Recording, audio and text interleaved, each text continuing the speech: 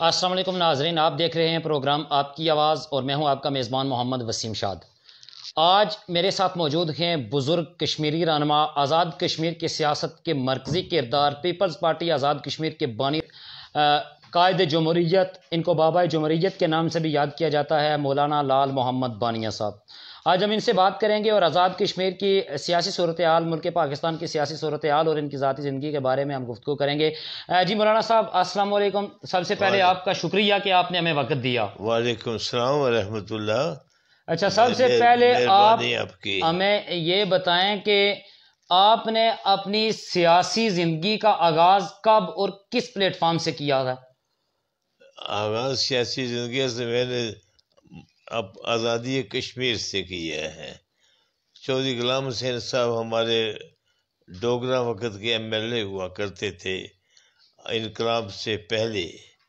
تو جس وقت یہ انقلاب آزاد ملک آزاد ہوا، پاکستان بن گیا، تو میں ان کے ساتھ بطور کلرک بڑا عرصہ 8-9 مہینے میں نے گزارے، اور وہ تاریخ آزادی کشمیر کے روح رواں تھے، ان کی بڑی خدمات تھیں، تو میں نے ان سے وابستگی کر کے سیاست کا آغاز کیا۔ آپ کا بنیادی مقصد کیا تھا سیاست میں؟ تحریک آزادی کشمیر کو پروان چڑھانا؟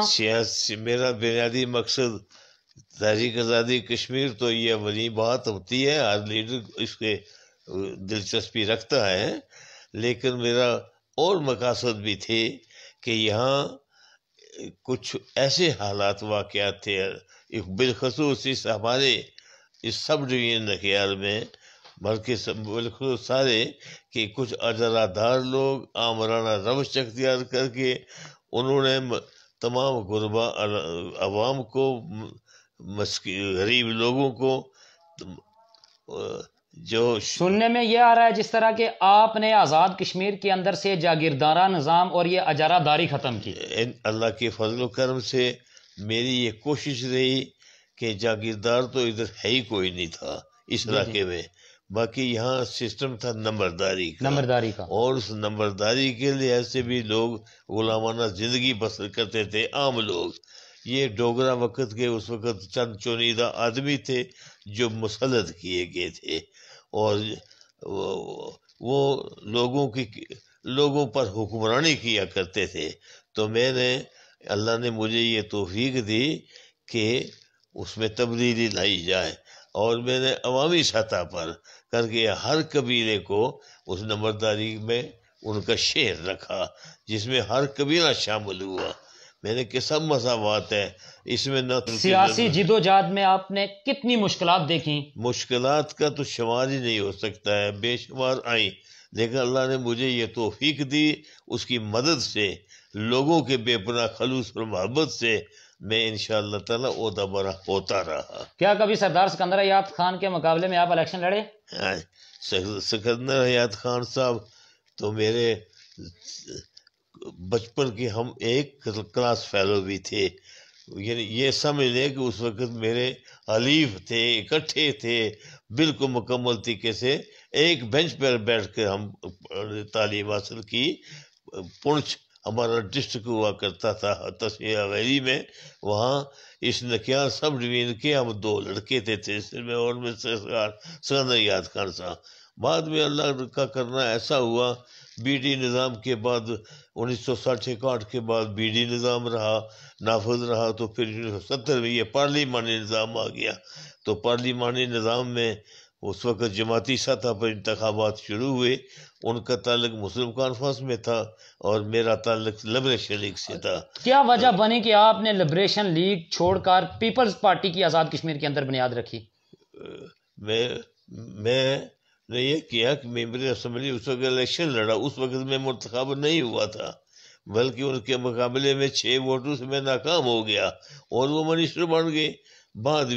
بعد میں ایسا ہوا کہ پاکستان میں پیپل پارٹی کا دورہ آیا، بھٹو صاحب کا ایسا نعرہ تھا جو ہر غریب کو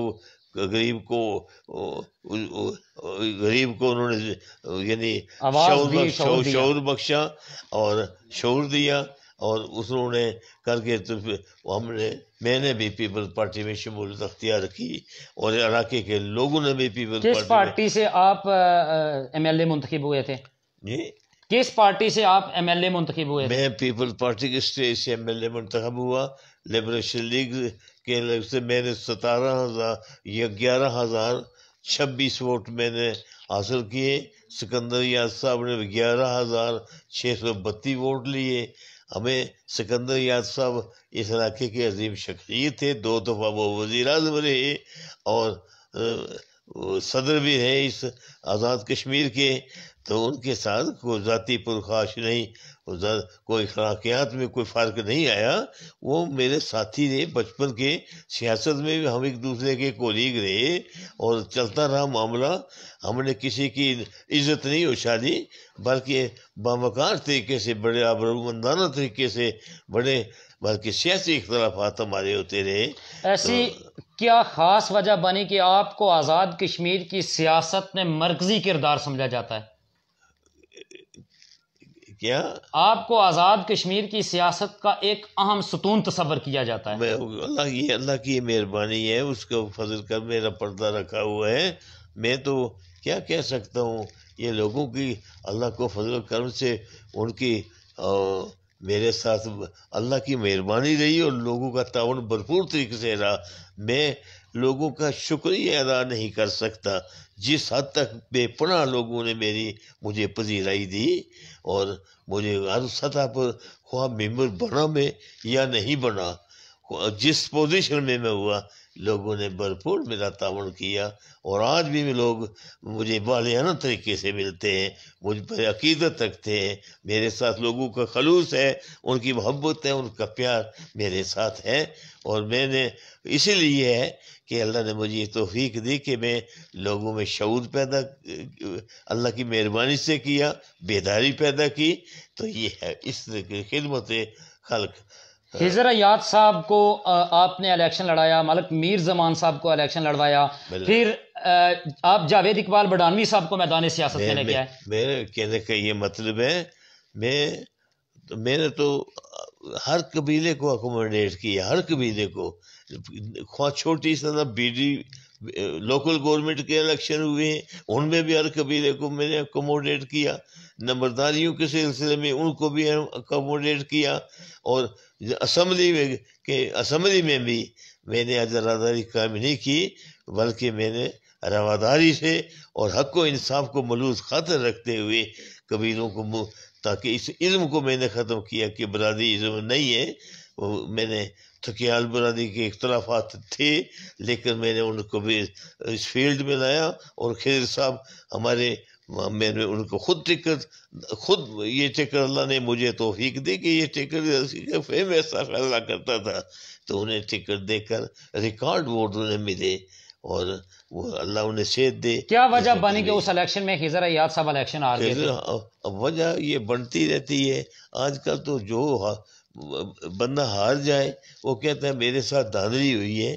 تو اس میں میں کیسا کہہ سکتا ہوں، بس الیکشن کی ہار جیت ہوتی رہتی ہے.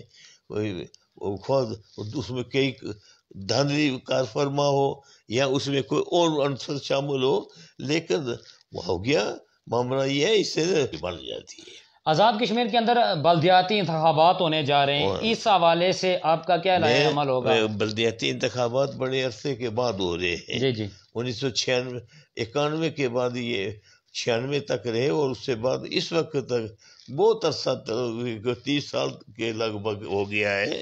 تو 91 میں ہوئے تھے اور یہ 31 سال ہو گئے. تو ہم خوشائند کہتے ہیں اس بات کو.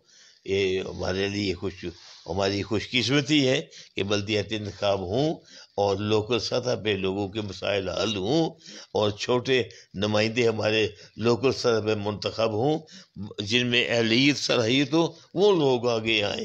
تو میں یہی کہوں گا کہ جس میں ہے لوگوں کی رائے لو. لوگ جس سے پسند کرتے ہیں، یا ووٹ کی قیمت ہے، جس کو لوگ پسند کرتے ہیں اسے چاہیے کہ وہ الیکشن میں حصہ لے.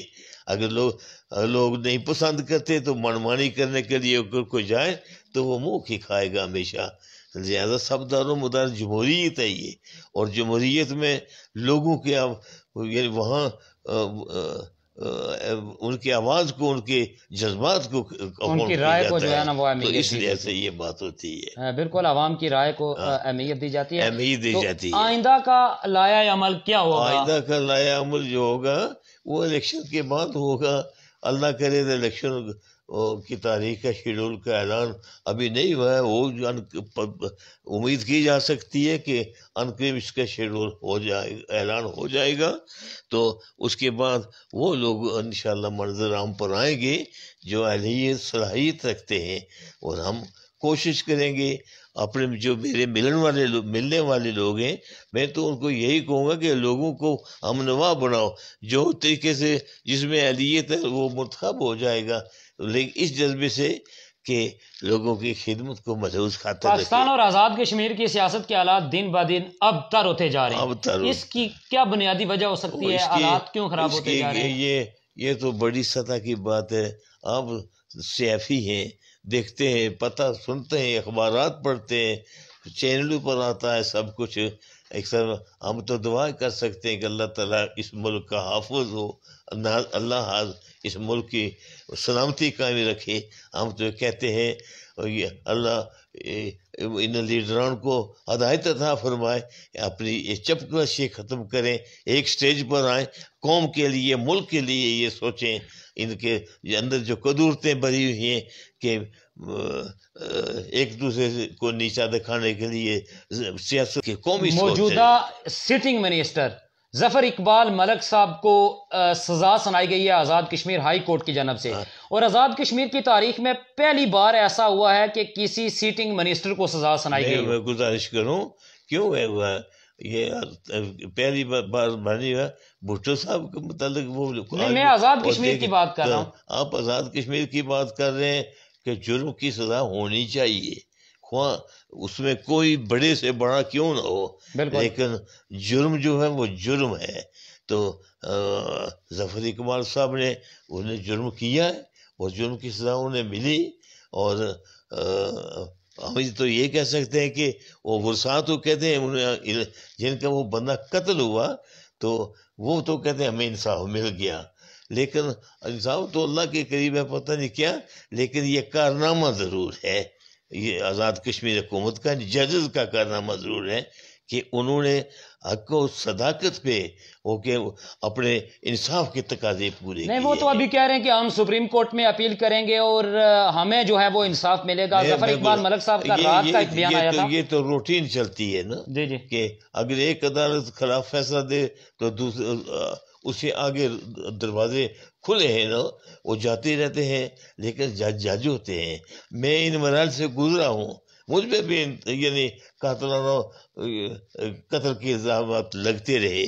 ججز کے میں معترف ہوں کہ اگر جج نہ ہوں تو یہ پھر کچھ چل پھر ہی نہیں سکتا ہے. تو اللہ تعالیٰ یہ جو جج ہیں انہیں اللہ توفیق دے، اور یہ فیصلہ جو کیا ہے انہوں نے تو قانون کے مطابق کیا ہوگا، انہوں نے سمجھا ہوگا کہ یہ ہے قانون، تو قانون انہیں حق ہے دوسروں کو بھی جن کے خلاف فیصلہ ہوا ہے کہ وہ سپریم کورٹ میں اپیل کریں. اگر وہاں بھی جج بیٹھے ہیں یہ بات ہو جائے گی. ایک دوسرے کو ہے یہ حق بنتا ہے اپیل کا بھی، اس سے تو محروم نہیں ہو سکتا. عوام آزاد کشمیر کی عوام کو اور اسپیشلی حلقہ نکیال کی عوام کو آپ کیا پیغام دیں گے؟ حلقہ بالخصوص نکیال کے متعلق تو میں یہی کہوں گا کہ یہاں ہر قبیلے کو نمائندگی ملنی چاہیے، اور لوگوں کو کھلا فراخ دلی سے مکمل طریقے سے اپنے نمائندے مخلص جو ہوں، خدمت کا جذبہ جن کے اندر موجود ہو، ان کو منتخب کریں. جو امیدوار بننے پر توڑ رہے ہیں انہیں بھی چاہیے کہ وہ اپنے حدود قیود کو سمجھیں اور سمجھ کر لوگوں کا تعاون حاصل کریں. میں کسی کو نم نہیں کر سکتا کہ فلاں فلاں فلاں، یہ الگ بات ہے کہ ہمدردی کسی سے ہو، فرد انفرادی تو ہو بھی سکتی ہے، لیکن یہ فیصلہ عوام کا ہے. جو عوام چاہیں گے جس کو اس کا نمائندہ منتخب. تقاضے یہ ہیں، انصاف کا تقاضا یہ ہے کہ صحیح انتخابات ہوں، پرامن انتخابات ہوں، جانبداری نہ ہو اس میں، غیر جانبدارانہ انتخابات ہوں اور صحیح نمائندے اللہ تعالیٰ توفیق دے لوگوں کو صحیح نمائندوں کا انتخاب کرے۔ حکومت آزاد کشمیر کے لیے کوئی ایک پیغام؟ حکومت آزاد کشمیر کے یہ ہماری کیا یہاں تو حکومت جو آزاد کشمیر کی یا پاکستان کی حکومتیں یہ تو برابر ہی ہیں نا، کہ انہوں نے تو اپنی ڈفلی بجانی ہے نا، اپنے ہم چومات دیگرے نیس، انہوں نے اپنے دکان چمکانی ہے، یہ کرتے ہیں اس طریقے سے بات ریشادوانی یعنی کہ رہتی ہیں حکومتوں کو، ہم دبے ہیں ان سے، اللہ انہیں بھی ہدایت دے اچھے راستے پہ چلنے کی۔ آمین جی، بہت شکریہ، یہ ہمارے ساتھ موجود تھے بہت مہربانی، آپ سب کشمیر۔ نمائندے جو آئے ہیں مجھ سے ملاقات کرنے کے لیے، میں آپ کا شکر گزار ہوں۔ بہت شکریہ، بہت بہت مہربانی آپ کی، اللہ خوش رکھے آپ کو، میری طرف سے آپ کو السلام علیکم۔ یہ تھے سینئر سیاستدان بزرگ کشمیری رہنما مولانا لال محمد بانی۔